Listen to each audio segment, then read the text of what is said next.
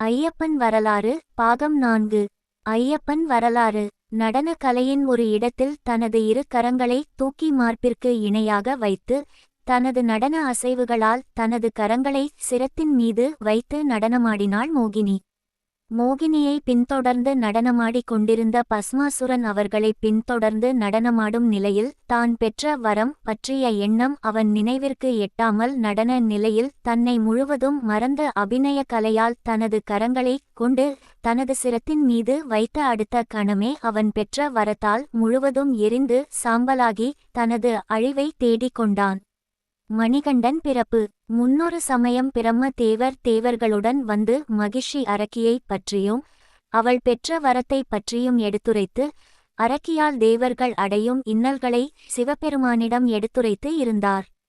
பஸ்மாசுரன் முழுவதுமாக அழிந்த பின்பு திருமால் சிவபெருமானை எண்ண சிவபெருமானும் அவ்விடம் தோன்றினார். சிவபெருமான் மோகினியாக அவதாரம் கொண்ட திருமாலை கண்டதும் பிரம்ம தேவர் எடுத்துரைத்திருந்த மகிஷி அரக்கியை அழிக்கும் தருணத்திற்காக காத்திருந்தது போல் சிவபெருமான் மோகினி அவதாரத்தை காண இரு சக்திகளின் இணைவால் ஒரு மாபெரும் சக்தியானது பல லட்ச சூரிய ஒளியின் வெளிச்சத்தை காட்டிலும் அதிக வெளிச்சம் கொண்ட ஒரு குழந்தையை உருவாக்கியது.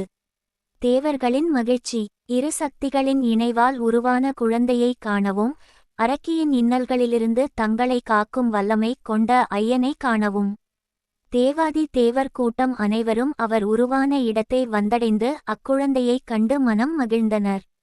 இவ்விடத்தை ஆண்டு கொண்டிருக்கும் பந்தளராஜன் என்னும் அரசன் மிகுந்த சிவபக்தி கொண்டவன் என்றும் அவனுக்கு பிள்ளை இல்லையே என்றும் ஏங்கிக் கொண்டு உள்ளான். அவன் ஏக்கங்களை நீக்கும் பொருட்டு இக்குழந்தை அவரிடமே வளர்ந்து தனது அவதார கடமைகளை நிறைவேற்றிக் கொள்ளட்டும் என்று கூறினார் சிவபெருமான்.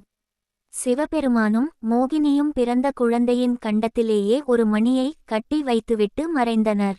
அப்போது வானத்தில் இருந்த வண்ணமே ஒரு மரத்தின் நிழலில் பசும்புல் கொண்ட படுக்கையில் இருந்த குழந்தையை தேவர்கள் அனைவரும் பார்த்து கொண்டிருந்தனர். பந்தளராஜன் வருகை. மனதில் இருந்த பலவித குழப்பங்களால் வனத்தில் வேட்டையாடவும் விருப்பமில்லாமல் ஆனால் வேட்டையாட வேண்டும் என்ற எண்ணத்துடனும் வனத்தை நோக்கி சில வீரர்களுடன் பந்தள நாட்டு அரசனான ராஜசேகர பாண்டியன் மிகுந்த சோர்வுடன் வந்து கொண்டிருந்தார்.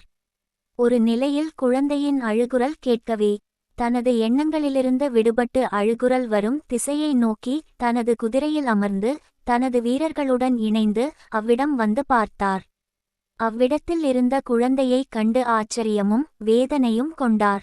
மிருகங்கள் நடமாட்டம் நிறைந்த வனத்தின் நடுவிலே யாருடைய துணையும் இல்லாமல் ஒரு குழந்தையானது தன்னந்தனியாக இருப்பதை கண்ட மன்னன் யாரும் இல்லாமல் ஒரு குழந்தையானது அவ்விடம் தனியாக அழுது கொண்டு இருப்பதை கண்டு அதனருகே சென்று அக்குழந்தையை எடுத்து தன்னுடன் வைத்துக்கொண்டு மற்ற வீரர்களை குறிப்பிட்ட தூரத்தில் மனித நடமாட்டம் உள்ளதா என அறிந்துவர உத்தரவிட்டார். வீரர்கள் அனைவரும் மன்னரின் ஆணைக்கிணங்கி குறிப்பிட்ட தூரம் வரை செல்ல கண்ணுக்கு எட்டிய தூரம் வரை எந்த ஒரு மனித நடமாட்டமும் இல்லை என்பதை அவர்கள் அறிந்து வந்து தங்களது மன்னனிடம் எடுத்துரைத்தனர். வீரர்கள் சென்ற சில நொடிகளிலேயே தன் மார்பின் அருகில் வந்த குழந்தையானது அழுகையை நிறுத்தி புன்னகைக்கத் தொடங்கியது.